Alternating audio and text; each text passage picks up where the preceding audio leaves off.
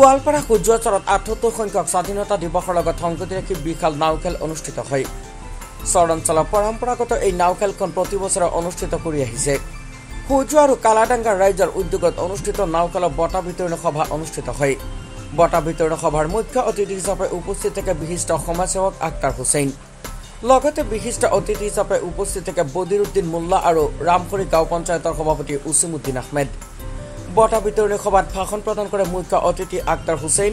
তেওঁ ভাষণ প্ৰসংগত চৰ অঞ্চলৰ লোকৰ সমস্যাসমূহ দাঙি ধৰে। বিশেষকৈ চৰ অঞ্চলৰ যাতায়াত গৰাখহনীয়া সামাজিক মৰ্যাদাৰ ওপৰত ভাষণ প্ৰদান কৰে। আজিৰ এই চূড়ান্ত নাও খেল লক্ষীপুৰৰ বাইচাক খাৰুবাজাৰ বিজুলীমতী নাও আৰু সূৰ্যচৰৰ গৰিবৰ বন্ধু নাওৰ মাজত অনুষ্ঠিত হয়। চূড়ান্ত খেলখনত বিজয় লাভ কৰিবলৈ সক্ষম হয় বাইচাক খাৰুবাজাৰ বিজুলীমতী নাও। এই নাও খেল চাবলৈ দূৰ দূৰণিৰ পৰা হাজাৰ হাজাৰ লোকৰ সমাগম হয়। সবেই জানে পৰম্পৰাগত নাও খেলটো আমাৰ নদীপৰীয়া ৰাইজৰ কাৰণে এটা আনন্দদায়ক বিষয়। স্বাধীনতা দিৱসৰ লগত সংগতি ৰাখি আজি আমাৰ হজুৱা কালুডাঙ্গা চৰত ডাঙৰকৈ নাও খেল পতা হৈছে। মোক ইয়াত মুখ্য অতিথি হিচাপত মাতিছে। মই এই অঞ্চলৰে মানুহ আৰু বহুদিনৰ পৰা সামাজিক কামত মই জড়িত হৈ থাকোঁ, চবেই জানে।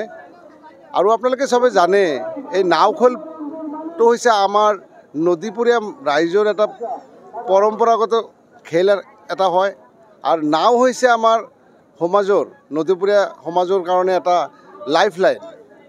নাও নহ'লে আমাৰ জীৱন ধাৰণ কৰাই ইয়াত মানে কঠিন কাম।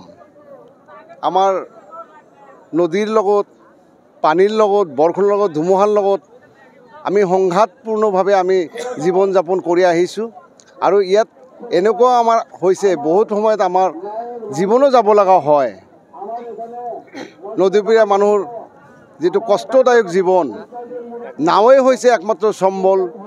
ইয়াত কমিউনিকেশ্যনৰ কোনো মাধ্যম নাই, গাড়ী নাই, বাছ নাই। এই নাৱে হৈছে আমাৰ সমাজ জীৱনৰ এটা চলাচল কৰাৰ এটা মাধ্যম। আৰু ইয়াৰ লগত সংগতি ৰাখি আমাৰ নদীপৰীয়া ৰাইজে বছৰি বছৰি পৰম্পৰাগতভাৱে এই নাও খেল পাতি আহিছে।